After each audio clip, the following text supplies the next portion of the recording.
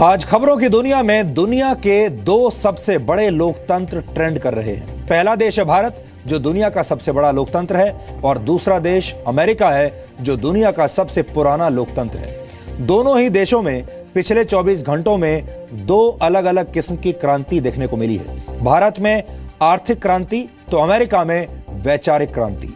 भारत में लोग कल रात से नोट गिन रहे हैं और अमेरिका में लोग आज सुबह से वोट गिन रहे थे।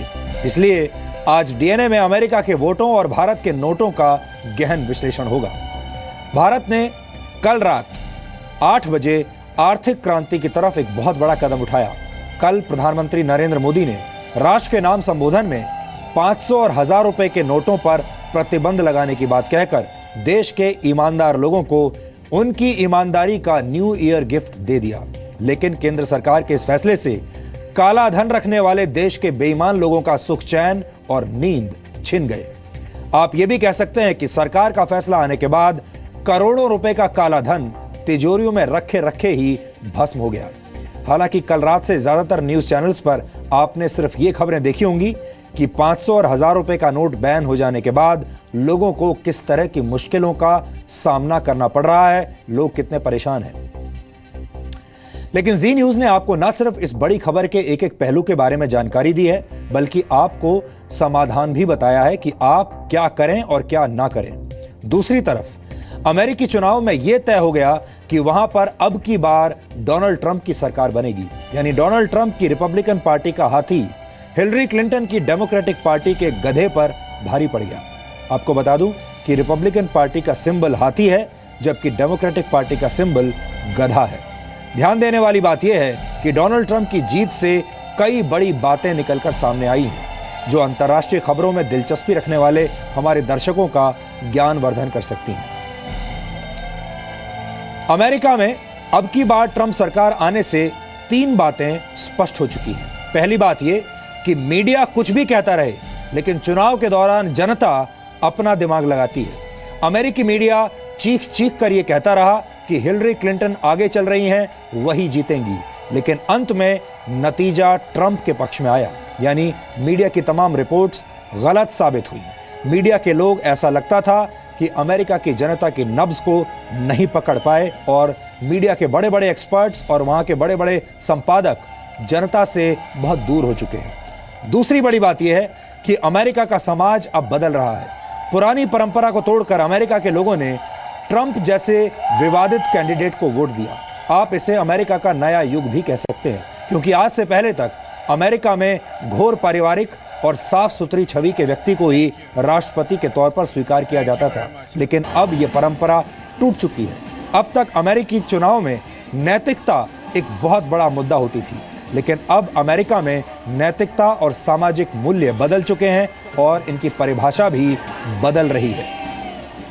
और तीसरी बड़ी बात यह है कि इस बार अमेरिका के चुनाव में राष्ट्रवाद एक बड़ा मुद्दा बनकर वोट बैंक में तब्दील हुआ। भारत के बहुत सारे लोगों को राष्ट्रवाद नाम के इस शब्द से बहुत चिढ़ है, लेकिन अमेरिका में यही चल रहा है। डोनाल्ड ट्रंप ने वादा किया था कि वो अपने देश को पुराने अमेरिका में तब्दील कर देंगे, वो अमेरिका जिससे एक जमाने में दुनिया डरती थी। ट्रंप की इस सोच ने अमेरिका में एक नया जोश पैदा कर दिया और वहां के लोगों ने इस्लामिक कट्टरपंथियों और इस्लामिक आतंकवाद के खिलाफ वोट करके डोनाल्ड ट्रंप को अपना 45वां राष्ट्रपति चुन लिया। ये दोनों ही खबरें पिछले 24 घंटों से हॉट टॉपिक बनी हुई हैं, क्योंकि दुनिया के सबसे बड़े लोकतंत्र ने फेक करेंसी और काले धन पर सर्जिकल स्ट्राइक की है, तो दुनिया के सबसे पुराने लोकतंत्र ने एक नए किस्म की राजनीति को चुनते हुए सामाजिक और वैचारिक सर्जिकल स्ट्राइक की है।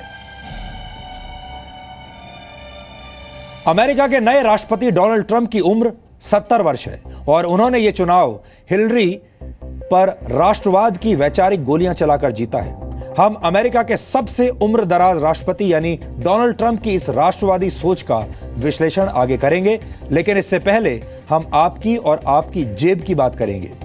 बड़ी संख्या में हमारे दर्शकों ने 500 और 1000 रुपए के नोटों पर जी न्यूज की सकारात्मक कवरेज का स्वागत किया है। उन्हें यह कवरेज अच्छी लगी, इसके लिए आप सबका शुक्रिया। लेकिन कई दर्शकों के मन में अभी भी इस बात की दुविधा है कि वो आने वाले दिनों में क्या करें और क्या ना करें। आज दिन भर हमारे बहुत सारे दर्शकों ने हमसे संपर्क किया और कई तरह के सवाल पूछे। इसलिए ऐसे सभी दर्शकों की सहूलियत का ध्यान रखते हुए आज हम एक जरूरी विश्लेषण करेंगे।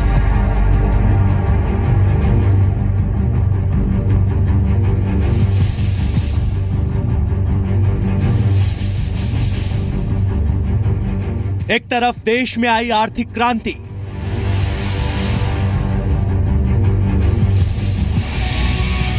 दूसरी तरफ देश के अलग अलग हिस्सों से आई परेशान कर देने वाली तस्वीरें। कहीं टोल प्लाजा पर लोगों को लूटा जा रहा है। ये देखिए, लोगों के पास समस्या ये हो रही है कि 500 रुपए नहीं है उनके पास या 1000 नहीं है। आपके पास पैसे नहीं है छुट्टे तो ये इधर ये लोग नहीं लेगा। ये देखिए, ये इस तरह से हमसे बदतमीजी करने की कोशिश की जा रही है। आप एक मिनट, आप एक बार बताओ सीएमओ को, आप एक बार परमिशन नहीं, आप इलीगल तौर पे ले रहे हैं। एक घंटा पहले सीएमओ ने ट्वीट किया है। ये देखिए, ये 1 घंटा पहले सीएमओ ने ट्वीट किया है। हमको दिखाइए, आप हमको दिखाइए। सर, मैंने आपको थोड़ी देर पहले भी दिखाया था। क्या बोला? तो कहीं हॉस्पिटल में लोग परेशान हो रहे हैं। ना तो दवाई वाला ले रहा है, ना तो खाने के लिए कोई दुकानदार ले रहा है, और ना तो बस ये ट्रैफिक वाले कोई ले रहा है। तो कैसे जिएगा आदमी? और आपके पास सिर्फ 500 के हैं क्योंकि एटीएम से 500। हाँ, 500 का ही नोट है, मेरे पास 3 नोट है। अब जो है, अब कहाँ से लाऊंगा? 10 रुपए है खुले, तो 10 रुपए में सारा कुछ हो जाएगा। कहीं नोटों की कालाबाजारी हो रही है। काले धन पर रोक लगाने के लिए 500 और 1000 के नोट पर रोक लगाई गई है। इस वक्त हम नई दिल्ली रेलवे स्टेशन पर मौजूद हैं। यहाँ पर मनी एक्सचेंजर है, यानी फटे पुराने नोट बदलते थे, लेकिन आज के दिन ये खुले भी कर रहे हैं। भाई साहब, कितने लोग हैं जो परेशान होके 1000-500 का नोट लेके आ रहे हैं? बहुत ज्यादा आ रहे हैं भैया जी, बहुत ज्यादा आ रहे हैं। हाँ जी। क्या समस्या है उनकी? कोई 1000 के 500 मांग रहा है, कोई 600 मांग रहा है, कोई 700 रुपए मांग रहा है, पर सबके लिए मना है इस टाइम। अच्छा, वो क्या कह रहे हैं कि भाई 1000 रुपए में चाहे 600 दे दो। लोग बाग भूखे मर रहे हैं, होटलों पे रोटियां खाने को नहीं मिल रही, उनको बड़े नोट है उनके पास। इस बात से कोई इनकार नहीं कर सकता कि लोगों की मजबूरी का फायदा उठाकर कुछ लोग अपनी जेब भर रहे हैं। ऐसे लोगों से सावधान रहने की जरूरत है। हालांकि देश की जनता सब कुछ जानती और समझती है, क्योंकि काले धन की अंतिम यात्रा निकालने के लिए देश के हर नागरिक का साथ मिलना जरूरी है।